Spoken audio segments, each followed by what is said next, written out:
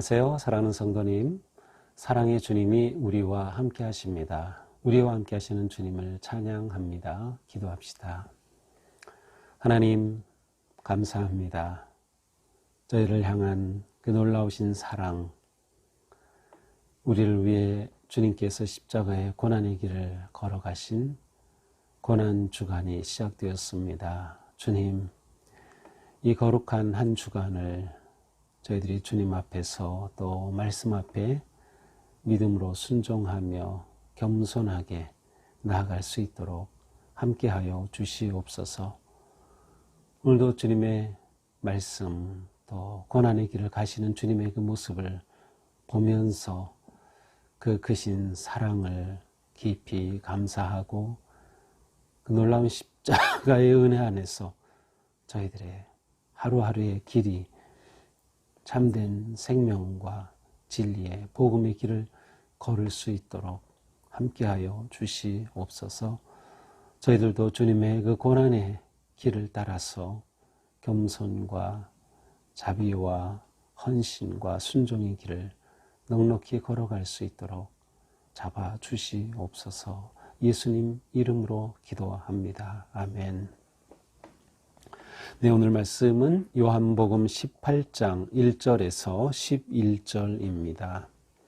예수께서 이 말씀을 하시고 제자들과 함께 기드론 시내 건너편으로 나가시니 그곳에 동산이 있는데 제자들과 함께 들어가시니라. 그곳은 가끔 예수께서 제자들과 모이시는 곳이므로 예수를 파는 유다도 그곳을 알더라. 유다가 군대와 대제사장들과 바리새인들에게서 얻은 아랫사람들을 데리고 등과 횃불과 무기를 가지고 그리로 오는지라. 예수께서 그 당할 일을 아시고 나아가 이르시되 너희가 누구를 찾느냐. 대답하되 나사렛 예수라 하거늘 내가 그니라 하시니라. 그는 그를 파는 유다도 그들과 함께 섰더라. 예수께서 그들에게 내가 그니라 하실 때에 그들이 물러가서 땅에 엎드러지는지라. 이에 다시 누구를 찾느냐 물으신데 그들이 말하되 나사렛 예수라 하거늘 예수께서 대답하시되 너희에게 내가 그니라 하였으니 나를 찾거든 이 사람들이 가는 것은 용납하라 하시니 아버지께서 내게 주신 자 중에서 하나도 잃지 아니하였사옵나이다 하신 말씀을 응하게 하려 함이러라. 이에 시몬 베드로가 칼을 가졌는데 그것을 빼어 대제사장의 종을 쳐서 오른편 귀를 베어버리니 그 종의 이름은 말고라. 예수께서 베드로더러 이르시되 칼을 칼집에 꽂으라. 아버지께서 주신 잔을 내가 마시지 아니하겠느냐 하시니라. 아멘. 자, 이제 오늘 말씀, 이 요한복음 18장부터 19장까지 이 두 장에 걸쳐서는 예수님의 마지막 순환 사화라고 하는데 예수님이 고난당하시고 십자가에 죽으시는 그러한 그 순환의 이야기를 우리에게 전해주고 있습니다. 이제 오늘 본문은 그 순환 사화의 시작이죠. 1절입니다.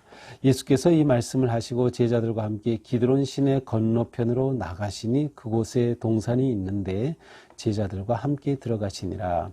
자, 예수께서 이 말씀을 하시고 그것은 바로 앞에 17장의 내용이죠. 17장은 예수님께서 기도하신 그 예수님의 긴 기도입니다. 이 기도에서 가장 중요한 것은 서로 사랑하도록 하나님께서 제자들을 위해서 아주 깊이 있게 기도하신 그 내용을 우리가 볼 수 있어요. 그래서 이 기도를 다 마치신 후에 제자들과 함께 기드론 시내를 건너, 이 기드론 시내라고 돼 있어서 이제 물이 흐르는 곳으로 그냥 생각하기 쉽지만 항상 물이 흐르는 것은 아니고 평소에는 물이 이제 흐르지 않는 그러한 곳이었어요. 바로 예루살렘 동쪽에 있는 계곡이죠. 이게 깊이 내려간 곳이고 이곳을 건너면 우리가 잘 아는 겟세마네 동산 혹은 감람원, 감람산이라고 하는 것이 바로 그것에 있어요. 그러니까 기드론 시내 건너편이니까 바로 이 감람원, 감람산으로 가셨습니다. 그곳에 동산이 있는데 그렇죠. 제자들과 함께 들어가시니라. 그러니까 이곳은 예수님이 제자들과 함께 모이시던 또 기도하시던 곳이었어요. 2절에 보니까 그곳은 가끔 예수께서 제자들과 모이시는 곳이므로 예수를 파는 유다도 그곳을 알더라. 그래서 가끔이라고 되어 있어서 우리 생각에는 정말 어쩌다 가끔 그런 의미로 다가오지만 폴라스케라는 이 단어는 사실은 종종이란 뜻이에요. 그러니까 이제 가끔이라는 번역보다는 종종 이게 더 좋을 것 같습니다. 자주 예수님이 모이셨다는 거예요. 어디서? 바로 이 감람원 겟세마네 동산에서 예수님이 제자들과 자주 모이셨어요. 모이셔서 예수님 이곳에서 기도를 많이 하셨죠. 이곳으로 예수님이 가시는 것을 이미 유다는 잘 알고 있었어요. 그래서 유다가 바로 이것을 알고 있었기 때문에 이 가룟 유다는 이제 예수님을 팔아서 이곳으로 이제 군병들을 이끌어 오게 되는 것이죠. 자, 예수님은 지금 이곳으로 가시면 어떻게 될 거인지도 아시면서도 이곳으로 지금 가고 계신다는 것을 우리는 생각할 필요가 있어요. 3절 유다가 군대와 대제사장들과 바리새인들에게서 얻은 아랫사람들을 데리고 등과 횃불과 무기를 가지고 그리로 오는지라. 자, 유다가 이제 예수님을 팔아넘겨 그 로마 군대가 이제 오고 있어요. 이 군대라고 하는 스페이라라고 하는 단어는 이제 한 중대를 가리킵니다. 이 당시 로마 군인이 600명이 한 중대였는데 한 중대를 가리키는데 실제로 예수님을 잡으러 온 이 군병들은 600명이나 되는 그런 대중대는 아니었을 것으로 생각이 돼요. 한 100여 명, 200여 명 많으면 그 정도 될 로마 군인들이 이제 왔어요. 누구와 함께 왔습니까? 대제사장들 또 바리새인들에게서 얻은 아랫사람들을 데리고 여기서 아랫사람들이라는 것은 사네드린이라고 하는 이스라엘의 국회 공의회가 있었고요. 그 공의회가 가지고 있었던 경비대가 있었습니다. 그 경비대는 성전을 경비하고 이 경비대의 그 일들은 바로 이처럼 이스라엘의 지도자들과 성전을 지키는 그런 일을 했죠. 그러니까 사실은 유대인이죠. 그런데 로마 군인과 유대인과는 사실은 대적 관계입니다. 로마는 그 당시 식민 통치를 하였기 때문에 이 유대인들은 로마로부터 독립하고자 하는 그런 열망이 컸었어요. 그런데 이날 로마 군인과 바로 유대인의 공의회, 국회 경비병들이 한 통속이 된 셈입니다. 그렇게 해서 그들이 등과 횃불, 등불과 횃불을 가지고 예수님을 찾아왔습니다. 바로 밤이었기 때문에 그들은 횃불과 등불을 들고 왔겠죠. 그러나 사실 이들은 바로 어두워진 이때 악의 세력 아니면 어둠의 세력을 대표하는 자들이 되었어요. 그래서 빛이신 예수님을 잡으러 온 것이죠. 4절 예수께서 그 당할 일을 다 아시고 예수님은 지금 이 진행되는 모든 것들을 다 알고 계셨어요. 그러니까 감람원으로 겟세마네 동산으로 가신 것도 이미 어떻게 될지 아시고 그것으로 가셨던 것이죠. 그들에게 이르십니다. 너희가 누구를 찾느냐? 대답하실 때 그들이 나사렛 예수다. 그러자 예수님이 내가 그니라, 나야, 바로 나야 이렇게 말씀하셔요. 근데 이미 그 요한복음에서 나다라고 하는 단어가 가지고 있는 그 중요한 의미를 이미 보았어요. 에고 에임이 나는 나다라는 것인데 출애굽기에서 보여주신 하나님의 이름과 관계되어 있어요. 그래서 거룩한 하나님의 이름을 상징하죠. 예수님이 나다 하는 것은 예수님이 또한 신적인 분, 또 신적 권능을 가지신 분임을 간접적으로 드러내는 표현이기도 합니다. 자, 내가 그다, 바로 나야 이렇게 말씀하시자 그때 바로 유다도 그들과 함께 있었습니다. 그런데 예수님께서 내가 그니라 이렇게 말씀하실 때 그들이 물러가서 땅에 엎드러진 예수님이 나다 하는 순간 예수님을 잡으러 왔던 이 군병들이 엎드러졌어요. 땅이 쫙 엎드러졌어요. 이 엎드러진다는 것은 그 쓰러졌다는 의미도 있고 이것은 말씀드린 것처럼 예수님께서 신적 권능 하나님과 동일한 분으로서 나다 하는 순간 그 신적 권능으로 인해서 그들이 그 앞에 무릎을 꿇게 되는 모습이기도 하고요. 또한 그들이 예수님 앞에 무릎을 꿇어 경배하는 듯한 그러한 모습을 보여줘요. 그래서 이 장면을 볼 때 멀리서 누군가 본다면 예수님은 서 계시고 그들이 엎드러지면서 그 앞에 무릎 꿇은 것처럼, 다시 말하면 예수님을 하나님으로서 경배하는 듯한 그러한 모습이 드러난 셈입니다. 아마도 이것은 요한이 정말 예수님이 누구이신가를 이러한 방식으로 잘 드러내고 있음을 볼 수 있어요.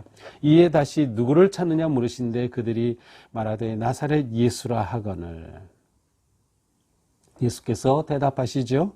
너희에게 내가 그니라 하였으니, 자, 너희가 찾는 그가 바로 나야. 너에게 내가 말하였으니까, 나를 찾거든, 이제 나를 찾았으니까 이 사람들이 가는 것은 용납하라. 이 사람들은 바로 예수님의 제자들이에요. 너희가 나를 잡으러 왔으니까 나만 잡으면 돼. 이제 이 사람들, 내 제자들은 가는 것을 이제 잡지 말고 이들이 피하도록 허락하라. 이렇게 예수님께서 말씀하셔요. 자, 여기를 보면 예수님은 이 제자들을 지금 보호하고 계심을 알 수 있어요. 제자들도 예수님과 같이 이렇게 잡혀가는 것이 아니라 예수님이 내가 그다, 나를 잡으러 왔으니까 내가 여기 있다, 나를 잡고 내 제자들은 그냥 놓아 보내줘라 라고 말씀하시므로 제자들을 지켜주시고 보호하시고 끝까지 사랑하시는 모습을 우리에게 그대로 드러내고 있습니다. 요한은 예수님의 이 모습을 예수님의 기도의 응답으로 보았어요. 9절입니다. 아버지께서 내게 주신 자 중에 하나도 잃지 아니하였사옵나이다 하신 말씀을 응하게 하려 함이로라. 자, 예수님께서 이 말씀을 언제 했는가 하면 바로 앞에 나오는 17장입니다. 17장 제자들을 위한 기도하셨죠. 17장 12절에 이렇게 기도하셔요. 내게 주신 아버지의 이름으로 그들을 보전하고 지키었나이다. 그 중에 하나도 멸망하지 않고 다만 멸망의 자식뿐이오니 이는 성경을 응하게 함이니이다. 자, 예수님께서 그 제자들 외에 하나님께 기도하실 때 예수님의 제자들 아무도 멸망하지 않도록 한 사람 제외 누구? 바로 가룟 유다 외에는 이 모든 제자들을 하나님께서 그렇게 망하지 않도록 지켜주시고 보존하심을 기도하셨어요. 바로 이 기도 그대로 응한 것이다 라고 기록하고 있습니다. 그렇습니다. 예수님은 끝까지 제자들을 위해서 자신을 어떻게 보면 내어주신 그러한 분이셨습니다. 자, 그런데 이때 시몬 베드로가 칼을 가지고 있었는데 그 칼을 칼집에서 빼가지고 휘둘렀어요. 그래서 제사장의 종, 여기서 이름이 말고라고 하는 이 제사장의 종이 귀를 쳤습니다. 그래서 귀가 뚝 잘라졌어요. 귀가 뚝 떨어지고 말았습니다. 자, 예수님께서 이 모습을 보시고 말씀하셔요. 베드로에게 말씀하시죠. 칼을 칼집에 꽂으라. 아버지께서 주신 잔을 내가 다시 아버지께서 주신 잔을 내가 마시지 아니하겠느냐. 아버지께서 주신 잔 바로 이 죽음입니다. 내가 그렇게 해서 나를 지키려고 하느냐? 아니다. 나는 아버지께서 계획하신 대로 아버지의 뜻을 따라서 이 죽음의 잔을 마셔야 하는 것이다 라고 베드로에게 말씀하셔요. 자, 다른 성경에서는 이제 그 예수님이 이 말고의 길을 다시 붙여주신 그러한 내용도 나오죠. 근데 여기서는 이제 그러한 내용은 모두 생략되었습니다. 자, 예수님께서는 바로 죽음의 잔을 마실 것이다 라고 분명하게 말씀을 하고 계십니다. 아마도 이것은 예수님께서 앞에서 말씀하신 것처럼 많은 자들을 위해 자신의 목숨을 내어주실 것을 알고 계셨고 그 길로 지금 당당하게 가고 계심을 보여주고 있습니다. 요한복음 10장 18절에 예수님이 이렇게 말씀하셨어요. 내가 스스로 버리노라. 이것은 내 목숨을 버린다는 거예요. 내가 스스로 버리노라. 나는 버릴 권세도 있고 다시 얻을 권세도 있으니 이 계명은 아버지에게서 받았노라. 그래서 예수님은 아버지로부터 주신 이 모든 것을 그대로 지금 순종하고 지키시는 거예요.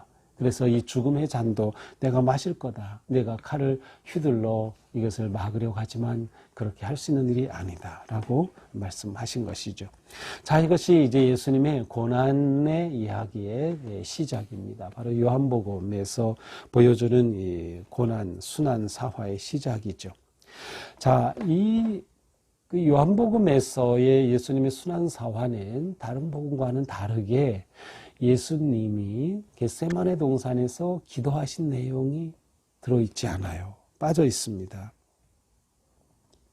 예수님께서 십자가를 앞에 두고 이 잔을 옮겨주시옵소서 하실만 하거든 옮겨주시옵소서. 그러나 내 뜻대로 마옵시고 아버지 뜻대로 없어서 해서 예수님이 이 십자가 앞에서 고뇌하시면서 기도하시는 것인데 이것이 빠져 있어요. 이 요한복음에서는 예수님이 십자가를 앞에 두고 조금도 고뇌하거나 조금도 흔들림 없이 당당히 나아갈 뿐만 아니라 주도적으로 행하심을 보여주고 있어요. 그래서 오늘 본문에서는 예수님이 사실은 자신의 목숨을 잃은 것이 아니라 내어주신 것이 되는 거예요. 스스로 내어주신 거죠. 또 예수님이 잡히시는 모습도 예수님이 수동적으로 잡히신 것이 아니라 예수님이 주도적으로 나다 라고 말씀하시면서 내가 여기 있다 하시면서 주도적으로 이 일을 이끌어 가심을 보여주십니다. 그러니까 예수님은 지금 십자가의 길을 당당하게 주도적으로 나아가심을 보여주고 있어요. 이것이 요한복음이 보여주는 아주 특별한 예수님의 모습입니다. 자, 오늘 모습을 보면서 우리는 예수님에 관해서 다시금 생각하게 됩니다. 예수님은 무엇보다 왕이시고 우리의 진정한 주인이 되신다는 것을 볼 수 있어요. 자, 예수님께서 나다 하시면서 신적 능력과 왕으로서의 권위를 보여주셔요. 그 앞에서 군인들이 다 쓰러지고 말았죠. 예수님은 바로 진정한 왕이시고 진정한 하나님이시고 우리의 생명에 참된 주인이심을 보여주고 있습니다. 그러므로 우리는 예수님이 주도적으로 모든 것을 이끌어 가셨듯이 우리의 삶의 인생의 주도권을 주님께 맡겨야 합니다. 왕이신 주님께, 하나님이신 주님께 모든 것을 맡기는 것이 우리의 진정한 모습이죠. 내 인생을 주님께 온전히 맡겨라. 왜냐하면 예수님이 내 인생의 진정한 주인이시기 때문이다.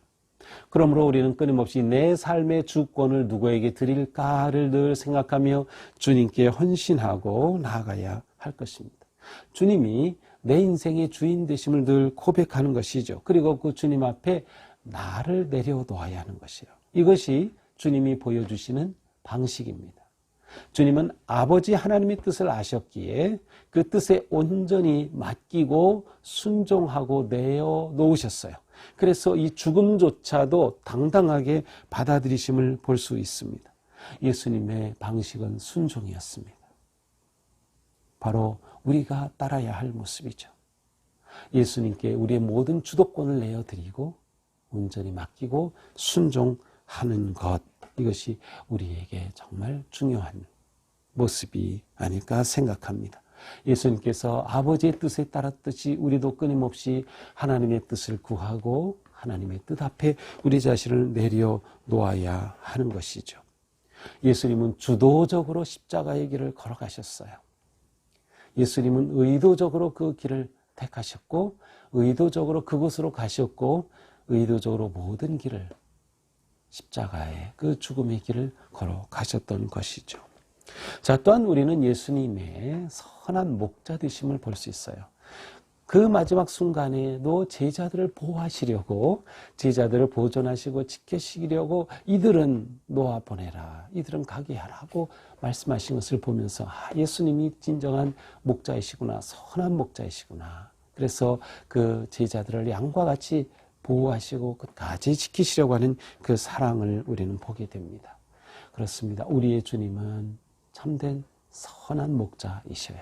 그래서 우리는 선한 목자이신 주님 안에서 주님을 따름으로 참된 평안을 누리고 인생의 참된 기쁨을 누리게 되는 것입니다. 예수님은 기꺼이 자신이 마셔야 될 잔을 받으십니다. 아버지께서 주신 잔을 내가 마시지 아니하겠느냐. 우리도 우리에게 물어보게 됩니다. 나는 하나님이 주신 잔을 기꺼이 마실 수 있는가? 이것은 정말 큰 질문이죠. 우리의 삶에서, 가정에서, 직장에서, 교회에서, 사역에서 하나님이 맡겨주신, 내게 주신 그 잔을 나는 기꺼이 마실 수 있는가? 나는 정말 순종할 수 있는가? 나는 헌신할 수 있는가? 주님은 우리를 위하여 죽음의 잔을 기꺼이 마셨습니다. 그렇습니다.